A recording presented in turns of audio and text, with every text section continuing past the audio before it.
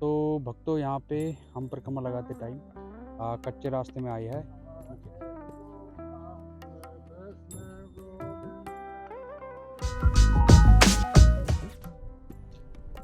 नमस्कार मेरे सभी साथियों को। तो कैसे आप लोग, आशा करता हूँ सभी कुशल मंगल होंगे। आज हम जा रहे हैं मतलब दिल्ली से हम अभी पहुंच चुके हैं फरीदाबाद रोड पे गोवर्धन महाराज पर्वत के लिए, गिरिराज पर्वत के लिए। और हम आपको वहाँ की विशेषता बताएंगे, उनके बारे में जानकारी देंगे। और आप हमारे वीडियो में लास्ट तक बने रहिए, क्योंकि अगर आप हमारी वीडियो अगर बीच में क्विट कर देते हैं तो आपको पूरी जानकारी नहीं मिलेगी। आशा करते हैं आपको अब तक की सारी वीडियो हमारी पसंद आई होगी। तो इसी के साथ हम अपने सफ़र को आगे बढ़ाते हैं। और एक बार कमेंट सेक्शन में जरूर लिख देगा राधे राधे। श्यामा आने बसो वृंदावन में, मेरी उम्र बीत गई गोकुल में। वैसे हम वृंदावन और गोकुल तो नहीं जा रहे, हम जा रहे हैं गोवर्धन की परिक्रमा में। हम अभी पहुंच चुके हैं यहाँ पे पलवल के पास। तो करीबन दिल्ली से जो वृंदावन की दूरी है वो करीबन 135 या 140 किलोमीटर के आसपास है। अभी यहाँ पे जो व्यू है वो बड़ा ही प्यारा हो रहा है, क्योंकि आज सुबह सुबह बारिश पड़ी थी।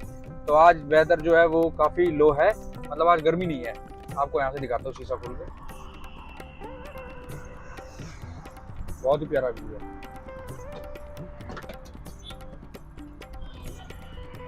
तो आइए वीडियो को आगे बढ़ाते हैं उसके बाद। तो भाइयों हम रास्ते में आए हैं, थोड़ी भूख लगी थी तो हमने भाई के ढाबे पे खाना खाया है। अपने भाई है, अगर आप अपना चैनल का नाम लेके आओगे तो आपको डिस्काउंट मिलेगा और बड़ा ही स्वादिष्ट खाना मिलेगा। तो आइए आगे वीडियो को बनाते हैं। ढाबे का नाम है शिवा ढाबा। एक बार आप पूरा व्यू देख लीजिए। ये ढाबा जो है मतलब पलवल का, जो आप टूल टैक्स क्रॉस करोगे तो जस्ट उससे आगे 1 किलोमीटर आगे पड़ेगा, बस तीन ढाबे के बाद तीसरा ढाबा है। जरूर आइएगा इस पे एक बार।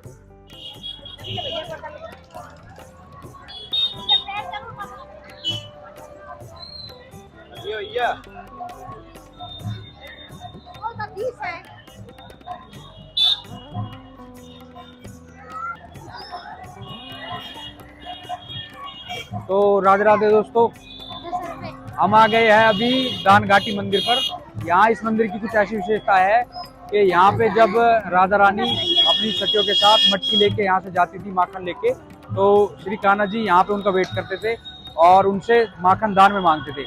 तो इसी के कारण इस मंदिर का नाम पड़ा है दान घाटी। तो आइए पहले हम दर्शन कर लेते हैं, उसके बाद हम अपनी परिक्रमा स्टार्ट करेंगे। राधे राधे एक बार बोल दीजिएगा और कमेंट सेक्शन में जरूर लिख दीजिएगा।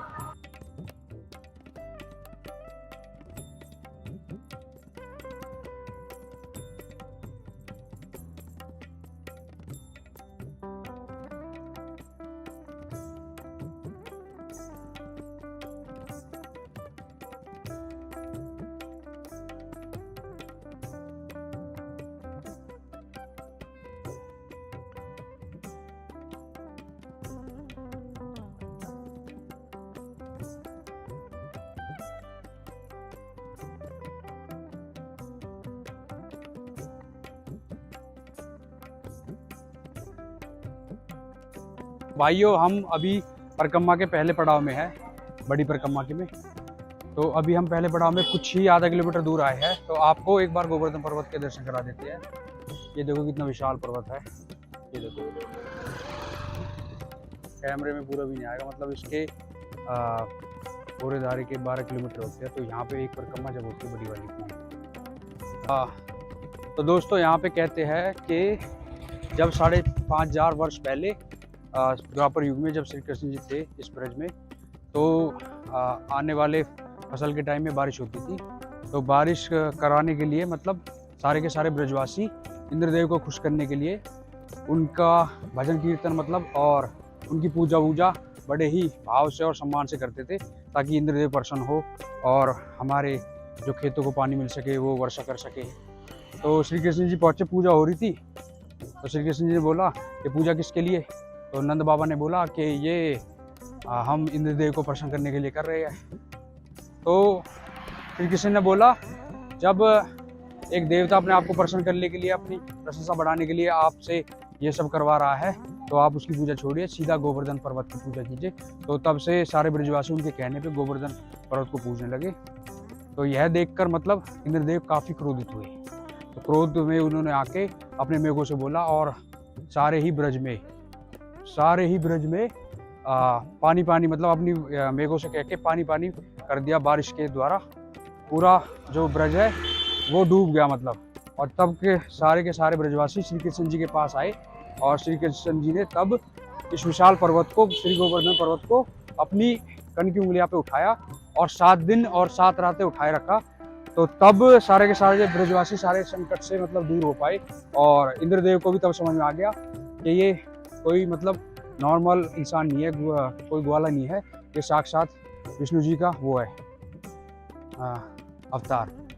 श्री कृष्ण जी विष्णु जी का अवतार है। और ये मतलब तब से वो उन्होंने क्षमा मांगी और तब से ही इस गोवर्धन पर्वत की पूजा होने लगी। तो आज भी मतलब ऐसा मानना है, अगर आज भी अगर यहाँ पे कोई भक्त अपने सच्चे भाव से और सच्चे मन से आता है, इस पर्वत की परिक्रमा करता है नंगे पाँव, तो उसकी सारी ही मनोकामना अवश्य पूरी होती है। मतलब इस तिल तिल रोज घटते पहाड़ की अगर आप भी पूजा करोगे और पर्वत की आप कोई भी मतलब इच्छा या कोई भी मांगोगे कुछ भी, तो आपकी भी सारी ही मनोकामना पूर्ण होगी। तो चलो हम आगे बढ़ते हैं। तो दोस्तों हम परिक्रमा मार्ग में आते हुए पहुँचे हैं श्री पूंछरी का लौठा। पूंछरी का लौठा नाम कुछ इस प्रकार पड़ा कि जब श्री कृष्ण जी से बड़े थे, मतलब श्री कृष्ण जी की सखियाँ इनसे पूछती थी तो बातें नहीं कर पाती थी क्योंकि वो जेठ के समान थे। तो वो 4-5 सखियाँ पूछती थी कि तू पूछ रही तो पूछती थी श्री कृष्ण जी लौठा या नहीं लौठा, तो इस कारण इनका नाम पड़ा पूंछरी का लौठा। तो ये श्री कृष्ण के परम सखा थे। तो जब श्री कृष्ण जी अब इस ब्रज को छोड़ के सब ब्रजवासियों को लेके द्वारकाधीश जा रहे थे, तो यह पूंछरी का लौठा मतलब नहीं गई, ये यहीं पे रुक गई क्योंकि श्री कृष्ण जी ने इनसे पूछा कि आप चलो। तो इन्होंने बोला श्री कृष्ण जी से कि मैं नहीं जाऊंगा, मैं आपकी यहीं भूखे पेट और बिना पानी के आपकी यहीं पे तपस्या करूंगा जब तक आप यहाँ पे नहीं लौट पाओगे। तो श्री कृष्ण जी ने इनको आशीर्वाद दिया और बोला कि तुम भूखे पेट और बिना पानी के भी स्वस्थ रहोगे। तो तब से ही ये मंदिर प्रसिद्ध है। आइए हम आपको दर्शन कराएंगे इस मंदिर का। और मानते हैं कि परिक्रमा के मार्ग में अगर आपने पूंछरी जी लौठा जी का दर्शन नहीं किया, पूंछरी के लौठा का, तो आपकी परिक्रमा अधूरी रहेगी। तो आइए हम आपको दर्शन कराते हैं।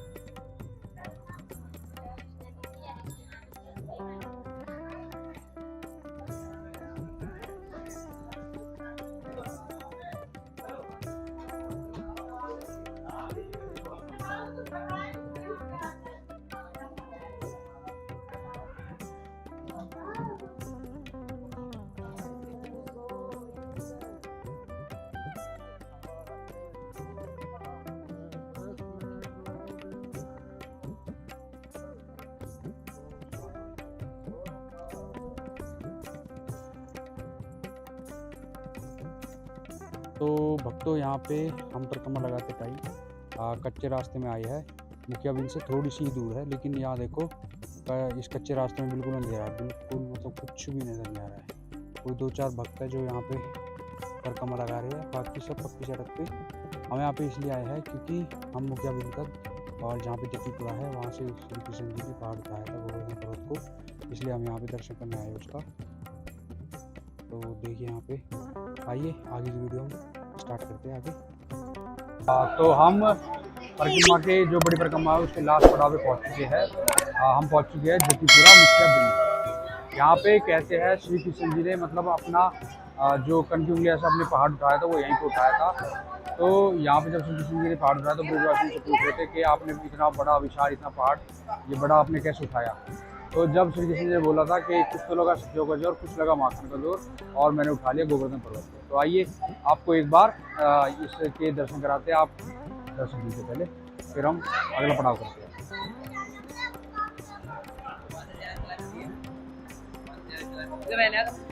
विलेज टूर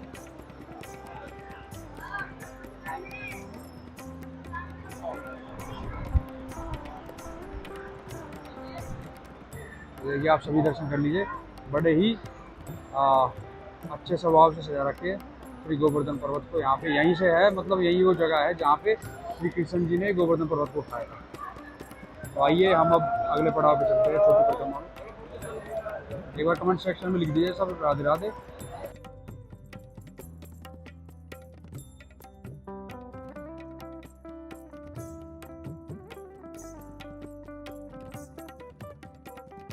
तो हमारी परिक्रमा बड़ी वाली 12 किलोमीटर की अभी समाप्त होने वाली है। उसके बाद हम सेकंड पड़ाव मतलब फर्स्ट पड़ाव छोटी परिक्रमा का करेंगे। उससे पहले मैं आपको कुछ जानकारी देना चाहूँगा गोवर्धन महाराज के। यहाँ पे जो रूम अवेलेबल है वो 700 में भी है, 800 में भी, 1000 में भी है। जैसे मतलब जैसे जिसका बजट अच्छी सुविधा है 1000 वाले में, उससे कम थोड़ा 700 वाला भी, 800 वाला भी, जिनमें नॉर्मल सा है। और अगर आपका बजट कम है तो आप धर्मशाला में भी रुक सकते हो। 200 रुपये 300 रुपये चार्ज है, ज़्यादा महंगा नहीं है। और अगर आप रेल से आओगे तो पहला स्टेशन आपको मथुरा पड़ेगा। मथुरा से गोवर्धन की दूरी करीबन 20 किलोमीटर की है। और वैसे अगर देखा जाए तो दिल्ली से करीबन दूरी गोवर्धन पर्वत की जो गोवर्धन मंदिर है उसकी 135 किलोमीटर की दूरी है। तो इसी के साथ हम आगे बढ़ते हैं, सेकंड पड़ाव में छोटी परिक्रमा लगाएंगे। तो एक बार बोल दीजिएगा राधे राधे। तो हम परिक्रमा करते हुए बड़ी परिक्रमा में ये हमें संत मिले हैं जो कि शिला से परिक्रमा लगा रहे हैं। इनसे पूछते हैं कि ये परिक्रमा कैसे है और क्या है इसका महत्व। कुछ बताओगे पंडित जी? क्या है भगवान, यही है जो परिक्रमा आप पैदल चल रहे हो। कोई सिंगल की लगा रहा है, हम 108 की लगा रहे हैं। कितने दिन में पूरी होती है? अब ये हो जाएगी जो है तो 4-5 साल में। 4-5 साल में। तो रोज मतलब 1 किलोमीटर होती है। अब रोज 1 किलोमीटर कहाँ होती है, रोज तो जो है तो यही जो है तो बस 10-12 माला कर पाते हैं। धन्यवाद प्रभु, आपको मतलब देख के आनंदित हो गए हम भी। धन्यवाद। तो हम अभी पहुंच चुके हैं कृष्ण कुंड और राधा कुंड, और यहाँ पे बारिश भी होने लगी थोड़ी थोड़ी। तो कृष्ण कुंड की कुछ ऐसी मान्यता है कि जब कंस ने श्री कृष्ण जी को मारने के लिए अपना दैत्य भेजा था बैल के रूप में, तो वो आया था यहाँ पे। तो श्री कृष्ण जी को तो पता था, वो तो अंतर्यामी थे। तो फिर श्री कृष्ण जी ने उनका उद्धार किया था मार के, बैल का जो दैत्य के रूप में आया था, मतलब जो बैल के रूप में आया था दैत्य, तो उसको मार के श्री कृष्ण जी ने उनका उद्धार किया था। तो तब राधा रानी ने बोला था कि आपने बैल की हत्या की है, आपको पाप लगेगा गऊ का। तो फिर श्री कृष्ण जी ने नारद जी से पूछा। नारद जी ने जब श्री कृष्ण जी को पूछा, बताया कि आपको सभी तीर्थों के जल में स्नान करना पड़ेगा, तभी आपको मतलब इस पाप से मुक्ति मिलेगी। तो श्री कृष्ण जी ने जब अपनी बांसुरी से यहीं पे कृष्ण कुंड मतलब उत्पन्न किया, तो तभी से यहाँ पे कृष्ण कुंड है। और यहाँ पे अगर आप आते हो तो ये मतलब रंग जो है इसका वो थोड़ा काला सा है, क्योंकि जो श्री कृष्ण जी का रंग था वो भी काला है। और जो बगल में है फिर श्री राधा जी ने वो अपने कंगन से उत्पन्न किया था। यहाँ पे जो राधा कुंड है वो उनका रंग थोड़ा सफ़ेद है। तो राधा रानी थोड़ी सफ़ेद थी और कृष्ण जी काले थे, तो इसलिए वो काले रंग का कुंड था और वो सफ़ेद रंग का। तो आइए पहले हम आपको दर्शन करा लेते हैं। रात हो रही है थोड़ी, लेकिन बारिश पड़ रही है। आप दर्शन कीजिए पहले। यहाँ पे थोड़ा आ तो जाएगा थोड़ा क्लियर, लेकिन थोड़ा आगे तक नहीं आएगा। पहले तो नहाने की तो इच्छा नहीं हो रही, इसलिए छींटे मारने से काम चला लेंगे। जय हो कृष्ण कन्हैया की।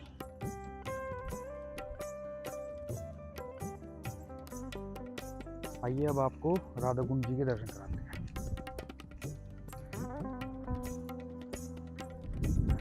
हाँ, तो राधा रानी के जो कुंड की मान्यता है वो मतलब श्री कृष्ण जी ने जब यहाँ पे कुंड देखा जो राधा रानी ने अपने कंगन से प्रकट किया था, तो श्री कृष्ण जी ने बोला कि आपका यह कुंड मेरे कुंड से भी प्रसिद्ध होगा। तो आज वही है कि राधा कुंड बहुत ज़्यादा प्रसिद्ध है। ये देखिए, आप इसका दर्शन कीजिए। जय हो श्री राधे।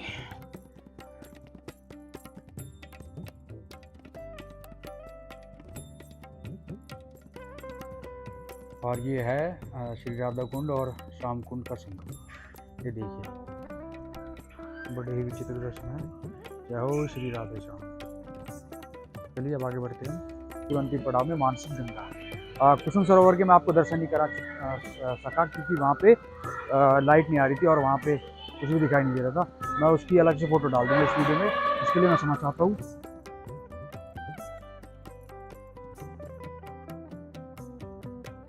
और हम अभी मानसिक गंगा के दर्शन करने आते हैं। यहाँ पे मान्यता ऐसी है कि ये इस मतलब मानसिक गंगा का जो महत्व है वो गंगा जी से भी ज़्यादा है। क्यों? क्योंकि गंगा जी श्री कृष्ण जी के श्री चरणों से उत्पन्न हुई थी और जो मानसिक गंगा है वो भगवान के मन से उत्पन्न हुई थी। तो आइए यहाँ पे अगर आप दर्शन करते हो और मानसिक गंगा में स्नान करते हो तो आपको मतलब आप बिल्कुल शुद्धि प्राप्त कर लोगे। आइए आपको एक बार मंदिर का नज़ारा दिखाएंगे और दर्शन कराएंगे।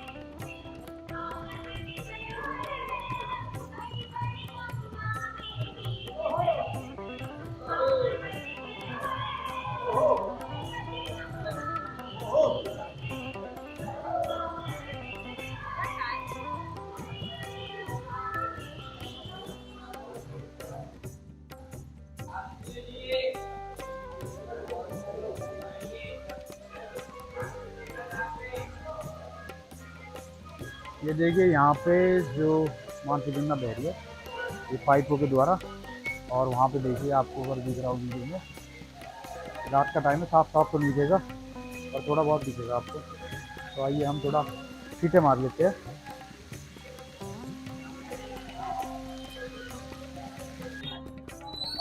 तो भक्तों हमारी परिक्रमा समाप्त हो गई है और हम अपने रूम पे जा रहे हैं रिक्शा करके। तो आशा करता हूँ आपको ये वीडियो पसंद आई होगी। अगर वीडियो पसंद आई है तो इस वीडियो को लाइक करें, शेयर करें, कमेंट करें और हमारे चैनल का नाम है रिलीजियस टूर, उसको ज़रूर सब्सक्राइब करें और आगे हम ऐसी वीडियो आपके लिए लाते रहेंगे। तो अभी के लिए बस राधे राधे और इस वीडियो को शेयर जरूर कीजिएगा। जय हो, राधे राधे।